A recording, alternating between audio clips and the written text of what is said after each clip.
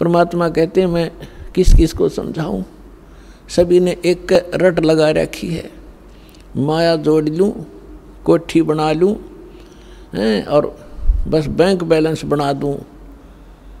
परमात्मा कहते हैं ये भांग पी रखी तुमने काल की। कबीर ये माया अटपटी सब गट आण अड़ी, और किस किस ने समझाऊं या कुएं भांग पड़ी।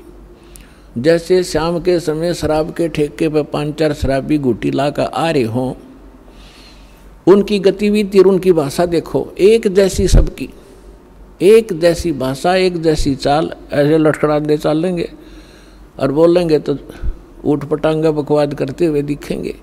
तो परमात्मा कहते हैं इस काल ने तो इस 21 ब्रह्मांड में भांग गिर रखी है बगैर तोली, और इस भांग को पिए फिर रहे सारे के सारे प्राणी। और जिसको भी ज्ञान की चर्चा की जाती है न्यों किसी ने देखा फिर देखेंगे, फिर के देखा कल मृत्यु हो जाएगी, खाक देखेगा फिर। परमात्मा कहते हैं काल करे सो आज करे, आज करे सो अब, और पल में प्रलय हो जाएगी, फिर करोगे कब। अब यहाँ की व्यवस्था बता रहे हैं परमात्मा कि पतझड़ आवत देख कर बन रोवे मन माही, ऊंची टहनी पात थे वो आज पीले हो जाही। पात जड़नता यूं कहे सुन भई तरवर राय, अब के बिछुड़े नहीं मिले न जाने कहाँ गिरेंगे जाए। तरवर कहता पात से सुनो पात एक बात, यहाँ की याहे रीति है एक आवत एक जात। पुण्यात्माओं परमात्मा ने ना जाने कितने उदाहरण दे दे कर हमारी यह भांग उतारनी चाहिए। अब क्या प्रमाण देते हैं कि जैसे पतझड़ के दौरान सभी वृक्षों के पत्ते पीले होकर झड़ना शुरू हो जाते हैं और सभी गिर जाते हैं, और तुरंत ही कोपल फूट आती हैं, और 10, 15, 20 दिन में वो फिर पत्ते बनकर एक वर्ष वो फड़ करके मस्ती मार लेते हैं, और फिर बीच में भी आंधी तूफान से टूट जाते हैं, और समय आने पर तो सब ने गिरना ही गिरना है। तो यहाँ परमात्मा याद दिलाते हैं कि पतझड़ आवत देख के जब प्रलय होगी सभी विनाश में आएंगे। तो यहाँ बता रहे हैं पतझड़ आवत देख के बन रोवे मन माही, ये ऊंची टहनी पात थे आज पीले हो जाही। अब जैसे हम बूढ़े हो गए, हमारे सफ़ेद बाल हो गए, सफ़ेद बाल हो गए तो ये समझ लो टिकट कटन वाली है, कट जायु कर दे। तो इसलिए ये प्रमाणित हो गया है कि अब अपनी तैयारी पकड़े, भक्ति कर। फिर क्या बताते हैं कि पात झड़नता यूं कहे सुन भई तरवर राय।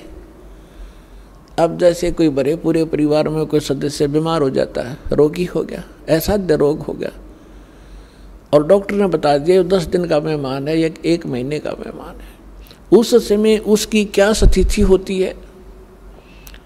रिलेटिव आकर इकट्ठे होने लग जाते हैं, परिवार के सदस्य भी आसपास बैठ जाते हैं। तब वो खुद सोचता है कि अब के बनेगी, मेरे साथ कहाँ जाऊंगा। तो यहाँ उदाहरण दे रहे परमात्मा के पात जड़नता यूं कहे सुन भई तरवर राय। हे वृक्ष, यानी वृक्ष समझो एक परिवार, एक पत्ता टूट कर जा रहा है वो सदस्य परिवार का, और वो खुद कह रहा है कि ना जाने कहाँ गिरेंगे जाए, अब के बिछड़े फिर नहीं मिलेंगे, ना जाने कहाँ गिरेंगे जाए। तो फिर जो कुल के लोग बैठे होते हैं वो एक सांत्वना दिलाते हैं, और क्या कहते हैं भाई यहाँ तो सब नहीं मरना है, ना कोई रहा 2 दिन आगे पीछे भी ये तो सब नहीं जाना है, परमात्मा का विधान है, चिंता ना कर, जो होनी थी होगी। बस इतना संतोष देकर हम उसका दिल डांटते हैं। ऐसे ही उदाहरण दे रहे परमात्मा कि वृक्ष कह रहा है, वो तरवर कह रहा है, तरवर कहता पात से सुनो पात एक बात, यहाँ की यह रीति है एक आवत एक जात। दादा मर गया, पोता पैदा हो गया, 50-60 वर्ष वो पोता नाच कूद लेगा, फिर वो मरेगा, उसका पोता तैयार हो गया। तो परमात्मा कहते ये क्या जीवन है तुम्हारा, तुम इसी को फाइनल मान लिया।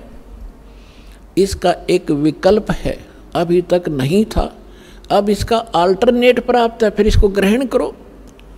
जब तक हमारे साथ धोखा हुआ सो हुआ, अब तो सतर्क हो जाओ। ये जीवन नहीं है, ये संसार ठीक नहीं है, ये आपका नहीं है। काया तेरी है नहीं, ये माया कहाँ से हो, चरण कमल में ध्यान रखो हो, इन दोनों को खो। जब तेरा शरीर तेरा नहीं, मूर्ख तो कोठी और बंगलो नारी बैंक बैलेंस ना अपना क्यों कर मान बैठा, यह बुद्धि कहाँ भ्रष्ट हुई तेरी। जब काया तेरी है नहीं, ये माया कहाँ से हो, चरण कमल में ध्यान रखो, भगवान की भक्ति करते रहो। तेरे पास माया है, इसको सदुपयोग कर, इसका अहम मत बना, इसमें ममता मत रख, या तेरी नहीं है। ऐसे समझ ले जैसे होटल में जाकर रेस्टोरेंट में कोई सेठ व्यक्ति रह रहा है, वहाँ की कुर्सी मेज पलंग टीवी सारा कुछ उपलब्ध है, आपको एसी लगा है, कूलर लगे हैं, पंखे लगे हैं, ट्यूब हैं, आप उनको प्रयोग कर रहे हैं, करते रहो, क्योंकि आपका जो रेंट लग रहा है, किराया चलते समय आपका नहीं है। वो कहते उन कुर्सियाँ ना अपने समझ बैठे और उस टीवी ने ठा के चालन दे, कोई नहीं जान देगा वहाँ से। तो ऐसे ही संसार में रहिएगा आप एक होटल की तरह, जैसे होटल में आप रह रहे हो उसी सुविधा आपको प्राप्त है, लेकिन जो मूल उद्देश्य है आपका उस होटल में रहने का, वो मत भूलिए। होटल में कौन जाता है, रेस्टोरेंट में जैसे व्यापारी लोग गए दूर देश में जाकर वहाँ होटल में धर्मशाला में कमरा किराए पर ले लिया, और उद्देश्य क्या उनका जाने का, क्या उन कुर्सी मेज पलंगों पर लेटा रहने का थोड़ा ही है।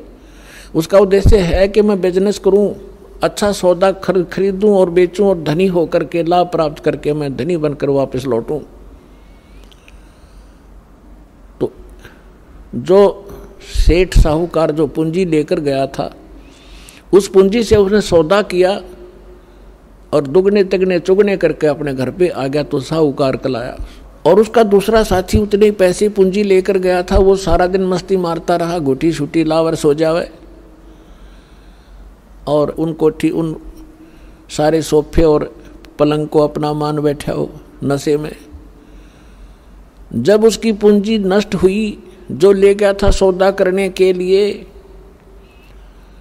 तो उसके बाद उसको धक्के मारकर बाहर निकाल दिया गया रेस्टोरेंट से, क्योंकि वो कंगाल हो गया।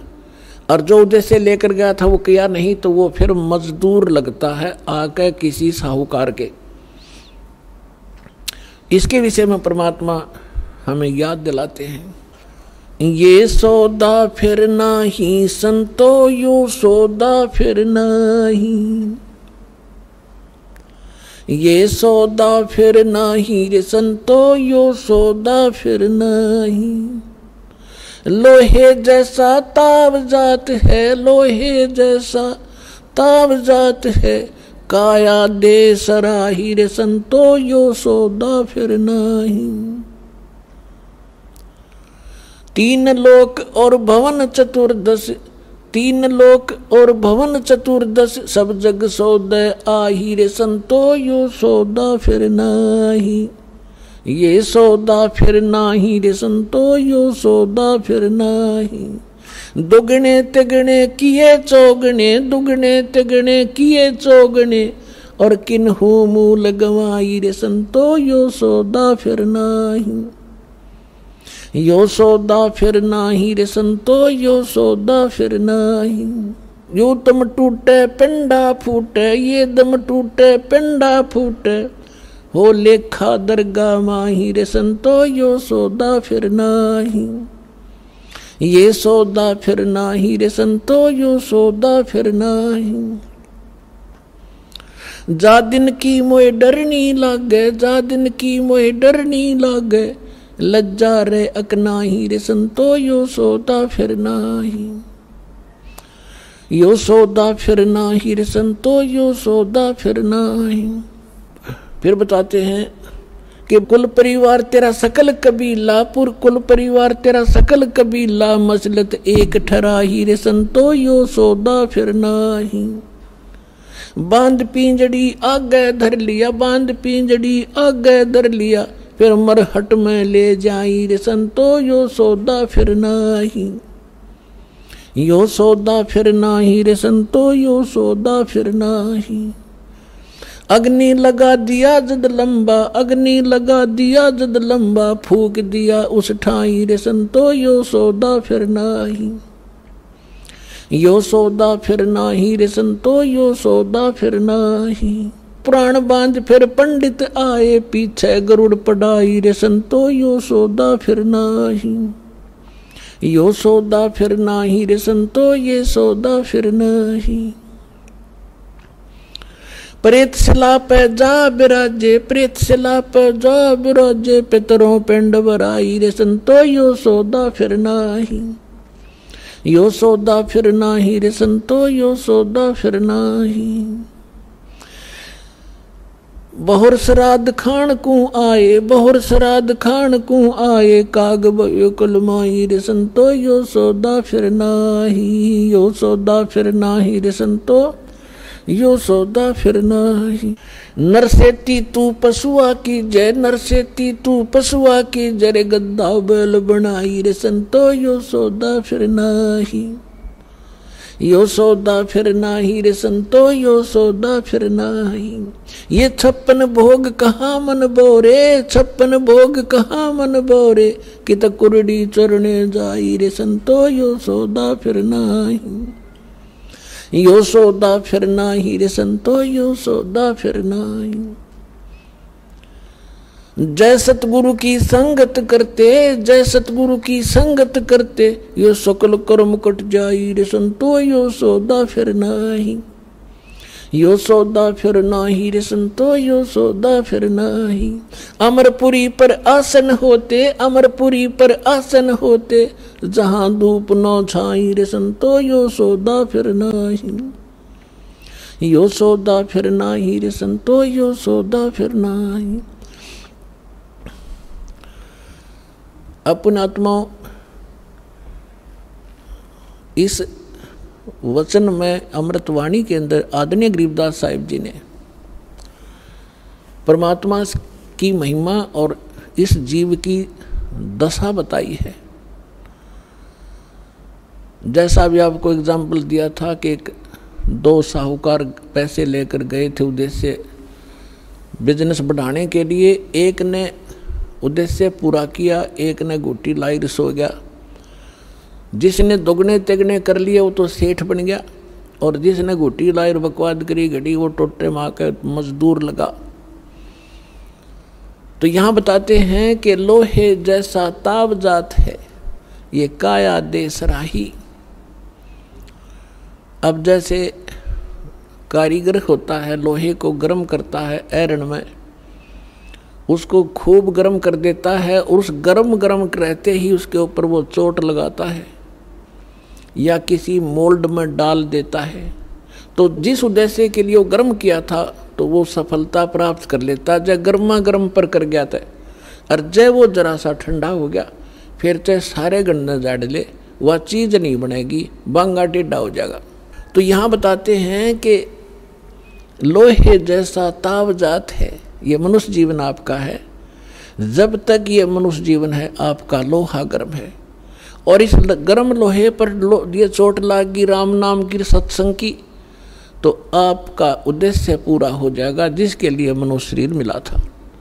और ये हो गया ठंडा, इसको देंगे फूक, फिर बनेगा गदा। या सुंदर शरीर रहा नहीं, बांगा टेढ़ा मुंह हो गया, कोई गधे का, कोई बंदर का, कोई कुत्ते का, कोई धूम लगाए फिर रहे होंगे हम। तो इन कष्टों को याद दिलाया जाता है, इसके साथ साथ इसका एक समाधान भी इसमें बताया जाएगा।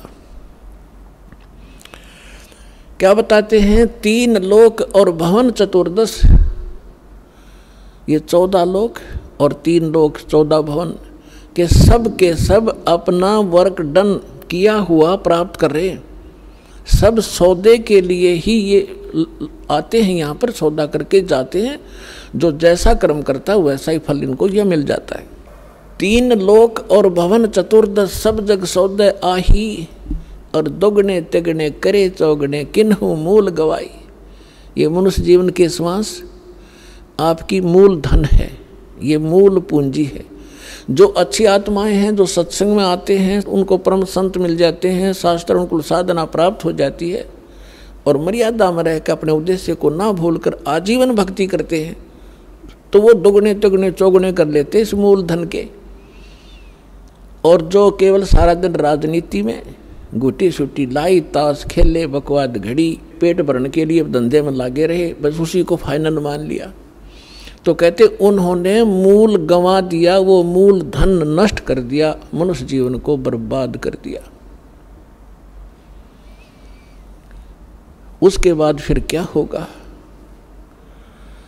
कहते हैं ये दम टूटे श्वास खत्म होंगे, ये शरीर नष्ट हो जाएगा, समाप्त होगा। फिर जीवात्मा तो ऊपर ले जाएंगे पकड़ कर यम के दूत, और पीछे से ये नकली धर्मगुरु हमारे इसकी क्रियाक्रम पर ला देंगे हमने, और वहाँ उसकी दुर्गति हो रही होगी ऊपर, या हम क्रियाक्रम करके उसकी गति की चिंता कर रहे होते। क्या बताते हैं कि उस दरगाह में मार पड़ेगी, यम पकड़ेंगे बाही। जिन्होंने परम संत सतगुरु रूप में प्राप्त नहीं हुए, सत्साधना नहीं की, उनको यम के दूत पकड़ कर ले जाते हैं, और जिनको संत मिल गए सत्साधना कर रहे हैं, उनको यम के दूत नहीं ले जाते, उनको जहाज में बिठाकर भगवान ले जाता है। कबीर साहब कहते हैं आए हैं सो जावेंगे ये राजा रंग फकीरे, एक सिंहासन चढ़ चले एक जूड़े जात जंजीरे। आने और जाने में बहुत अंतर रहेगा। कबीर साहब कहते हैं जो जन्मे हैं वो मृत्यु तो होगी। आए हैं सो जावेंगे राजा रंग फकीर, लेकिन राजा रंग जो भक्ति नहीं करते और फकीर साधक जो संत कर भक्ति करता है, उनके जाने में बहुत अंतर होगा। एक तो सिंहासन चढ़ चले, विमान में बैठ कर जाएंगे, और एक बांध के ले जाएंगे जिनको यम के दूत, तो बहुत अंतर हो गया।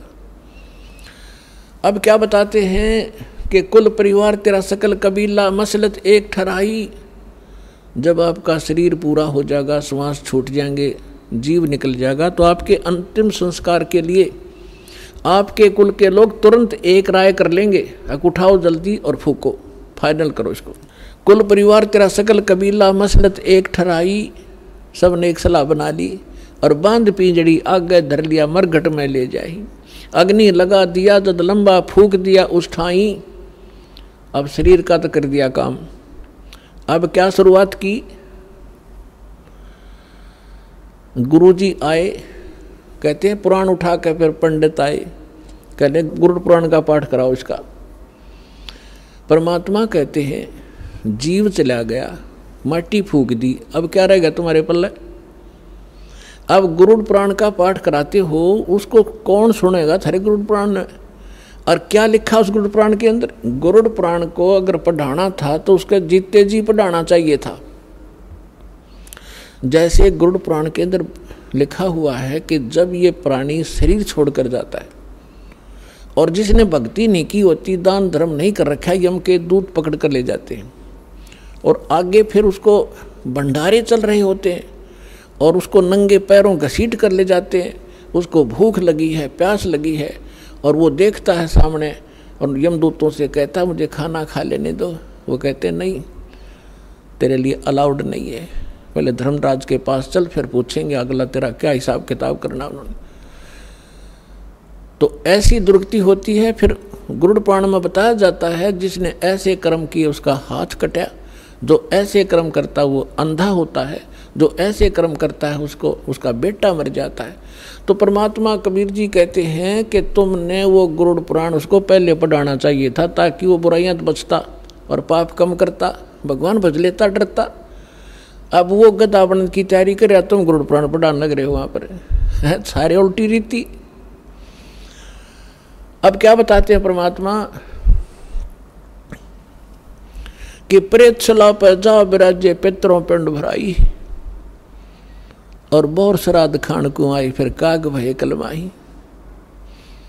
अपना आत्माओं, इन हमारे धर्म गुरुओं ने हमारे को सारी उल्टी पढ़ाई पढ़ा रखी है, जो कति हमारे भट्ठा बठान की। इन्होंने सदग्रंथ भी ढंग से नहीं समझे। अब देखो हमारे सदग्रंथ क्या है, जैसे जंगल है वन, और वन के अंदर हर तरह के पौधे होते हैं, हर तरह की बूटियां होती हैं, जो उसमें सबका वर्णन है, सबकी। जैसे कोई औषधियों की बुक है, उसमें प्रत्येक बूटी का डिफाइन कर रखा है, ये इसका ऐसा रंग है, ऐसे पत्ते हैं, इतनी हाइट होती है उसको, वो और काम किस में आती है वो भी लिखा होता है। तो उसमें ऐसी जड़ी बूटियाँ भी होती हैं जो हानिकारक भी होती हैं। तो इन्होंने हानिकारक सेलेक्ट कर रखी है इन ग्रंथों से, और इनमें और भी वर्णन कर रखा है कि ऐसा करने से सारा काम निमट जाएगा। वो उन्होंने हमारे को नहीं दिया, और वो अब हम ये दास देने जा रहा है आपको, पूरे समाज को। ये ग्रहण करो, जो शास्त्र अनुकूल साधना है, तुम्हारा भविष्य ठीक होगा। और यहाँ से जब जाओगे परमात्मा के विमान में बैठ कर जाओगे, ऐसी साधना दास आपको बता रहा है। अब जो प्रसंग चल रहा है कि कहते हैं अब यो आसौज का महीना आ गया। इस आसौज के महीने में इन्होंने 16 दिन सेलेक्ट कर रखे। 16 दिन सेलेक्ट कर लिए, मौस से लेकर पनवासी तक। अमावस्या भी साथ ले लेंगे और पूर्णमासी। इन दिनों में तो इन्होंने ऐसे बना रखे महीने कि इन्हीं दिनों में कोई अठम कोई छठने को सत्यम और दूजने पहले प्रथम ने कोई ना कोई किसी तिथि को तो मरेगा, किसी महीने मरो। वो सिलेक्ट कर लेते हैं कि तेरा पिता अठम न मरा था, तो आज सोच लागते ही अठम ने तना अपने पिता का श्राद्ध करना पड़ेगा। क्यों करना पड़ेगा? कि स्वर्ग में भूखा बैठा है।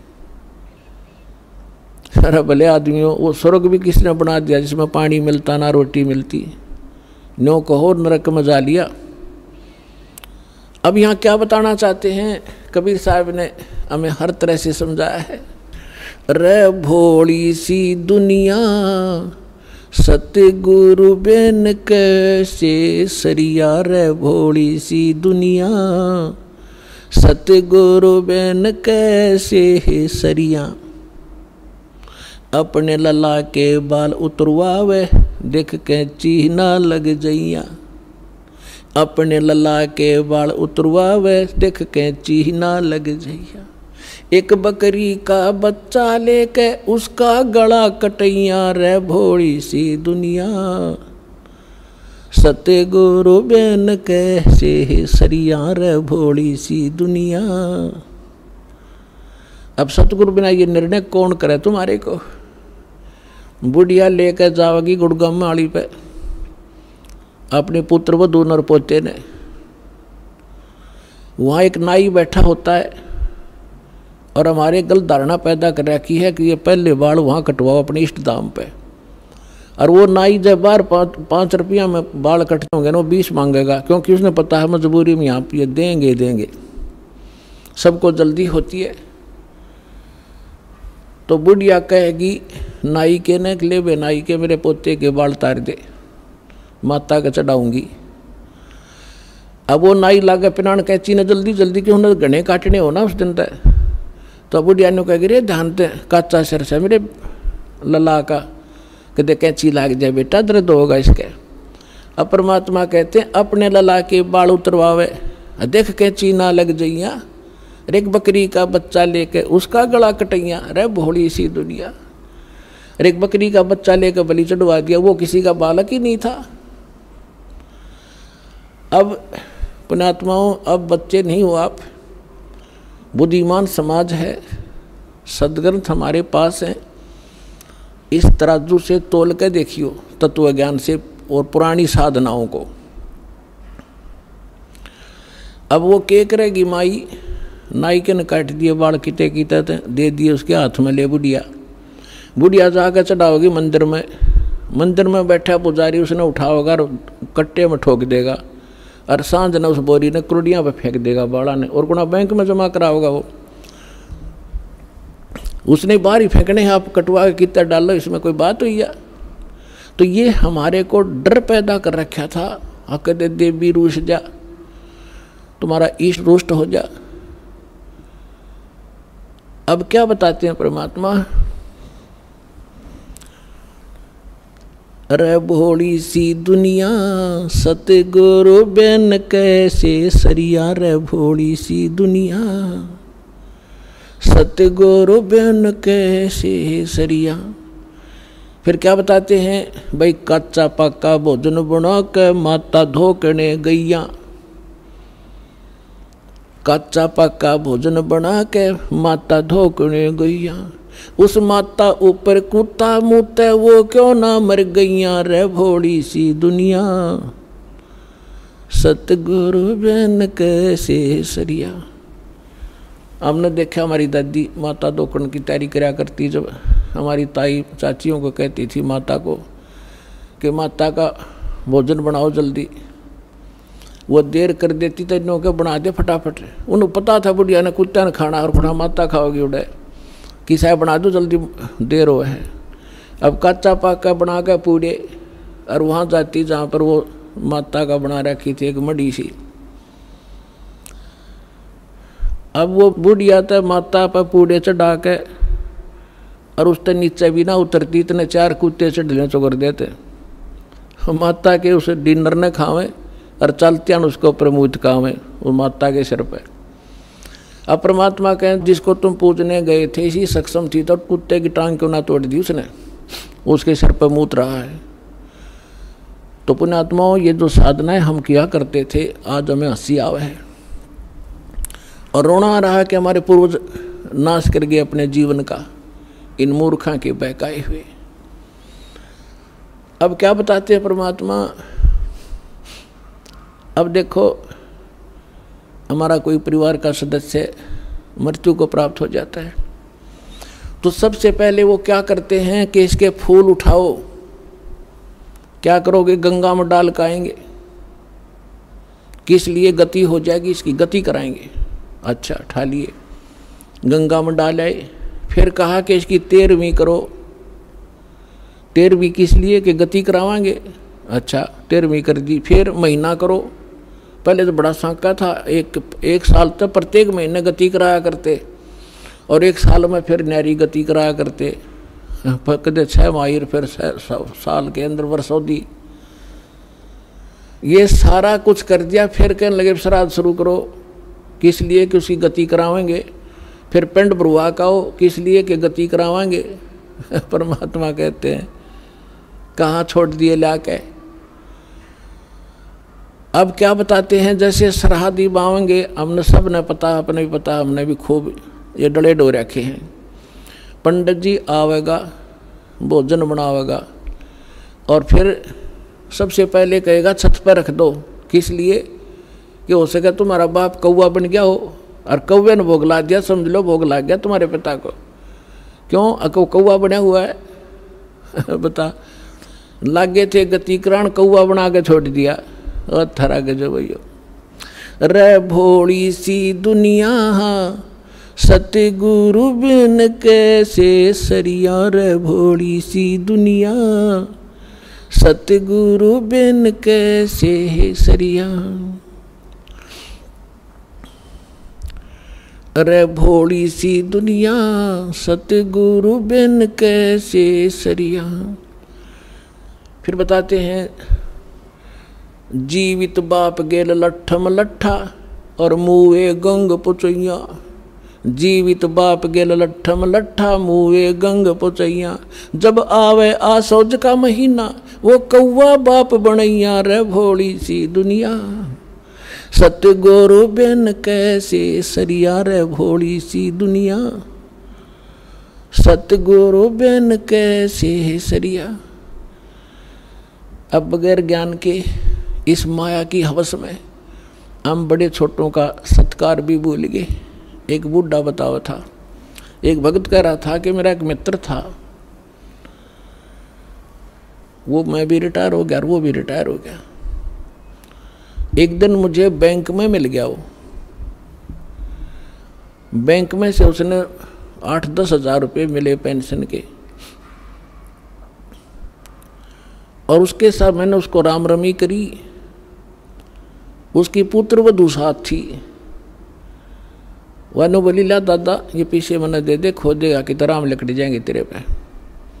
वो 10 के 10 हज़ार बूढ़े तीन दे दिए, और ने बोले हम जाओ बाजार में कोई सामान ले आवेंगे, उस तीन दे दिए 10 रुपये, रिक्शा में बैठ के घर चला जाइए।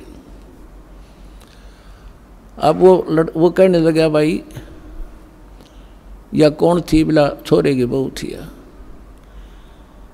और बोला ठीक से, बोला खाक ठीक सू, आए मैंने पैसे तो ये ले ले, मैं चाह न भी तरसूँ सारा दिन इनके मुंह तरफ देखता हूँ, ईसा ठीक सू मैं। तो पुणात्मा परमात्मा कहते जीवित बाप का तो कदर नहीं, और मरे पाछे इनके बकाए हुए नो का गंगा में डाल कहोगे गति हो जाएगी, गंगा में डालने तक गति होगी इनकी। फूक फाक दिया, राख बना दी उसने, कीता फेंक दो उठा के। बस तू अपने मनुष्य जीवन रहते जो करना कर लो, बाद में सारी बकवाद है उसका कोई लाभ नहीं, क्योंकि इन्होंने इस सारी साधनाओं को बिगाड़ दिया। जो कुछ उस जीव को लाभ होना था जीवित समय में, जो विशेष लाभ होना जीवित समय में होना है, मृत्यु के उपरांत जो साधना वो करवाते हैं ना, मृत्यु के उपरांत उसकी गति करा देंगे। आज तक तो किसी गति हुई नहीं। और जिनके जो पितृ दोष हैं, जो आपके ऊपर कोई बाधाएं हैं, अब आपको ऐसे मंत्र आपके माध्यम से ऐसे पुनर्वर्तमान में कराए जाएंगे कि उनका भी छुटकारा हो जाएगा। आपकी अगली पिछली आने वाली पीढ़ियां सभी का उद्धार हो जाएगा। ये पुराना जो लोक वेद है उसके आधार से कुछ भी साधना आप नहीं करोगे, इसको त्याग दो। अब क्या बताना चाहते हैं कि जय सतगुरु की संगत करते ये सकल कर्म कट जाई, अमरपुरी पर आसन होते जहां धूप ना छाई। गरीबदास साहिब जी ने बताया है